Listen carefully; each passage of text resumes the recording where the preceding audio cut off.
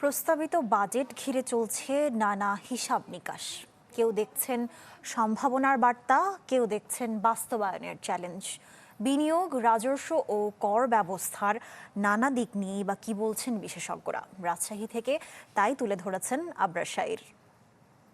Furniture just smarter, JMG furniture. Budget প্রস্তাবনা উত্থাপনের জন্য দাঁড়িয়েছে মাননীয় স্পিকার। নতুন সরকারের প্রথম বাজেট 9,38,000 কোটি টাকার এই প্রস্তাবনা ঘিরে আলোচনা ও বিশ্লেষণের কমতি নেই। বৈশ্বিক নানা অস্থিরতার মধ্যে অর্থনীতিকে গতিশীল করা ও দেশি বিদেশি বিনিয়োগ বাড়ানো না গেলে বাজেটের লক্ষ্য অর্জন কঠিন হতে পারে বলে মনে করছেন অনেকে। এই বিশাল বাজেট নিয়ে আসলে কোন পর্যায়ে বছর শেষে যাবে সেটা আসলে আমাদের ভাবার বিষয়। এক্ষেত্রে অবশ্যই অর্থনীতিকে চাঙ্গা করতে হবে, এখানে বিদেশি বিনিয়োগ বাড়াতে হবে, বাড়ানোর জন্য যা যা করণীয় সেটি করতে হবে, এবং অর্থনীতি চাঙ্গা করা ছাড়া আসলে এই বাজেট বাস্তবায়ন আসলে খুবই সংকটজনক অবস্থা। অর্থনীতিবিদদের মতে সরকার দ্রুত অনেক লক্ষ্য অর্জন করতে চাইলেও তা বাস্তবায়নের প্রস্তুতি ও সক্ষমতা নিয়ে রয়েছে প্রশ্ন।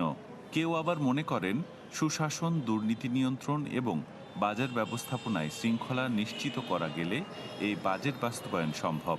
একটা সংকটকালীন পরিস্থিতিতে বাজেট যতটা সুদূর প্রসারী হওয়া প্রয়োজন, সে ব্যাপারে আমার মনে হয় যে দুর্ভাবনার বিষয় আছে। দুর্ভাবনা বলছি যে এত বড় ঘাটতি বাজেট এই মুহূর্তে আসলে কতটা সুদূর প্রসারী চিন্তা প্রসূত, সে বিষয়ে আমার যথেষ্ট মানে উদ্বেগ আছে আর কি।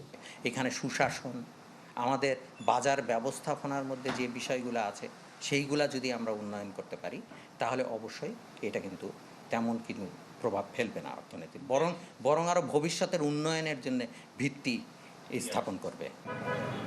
তবে বাজেট নিয়ে মতপার্থক্য থাকলেও একটি বিষয়ে একমত বিশ্লেষকরা, ঘোষিত লক্ষ্য অর্জনে সবচেয়ে বড় চ্যালেঞ্জ এর কার্যকর বাস্তবায়ন। আবরার শাইর, চ্যানেল 24, রাজশাহী।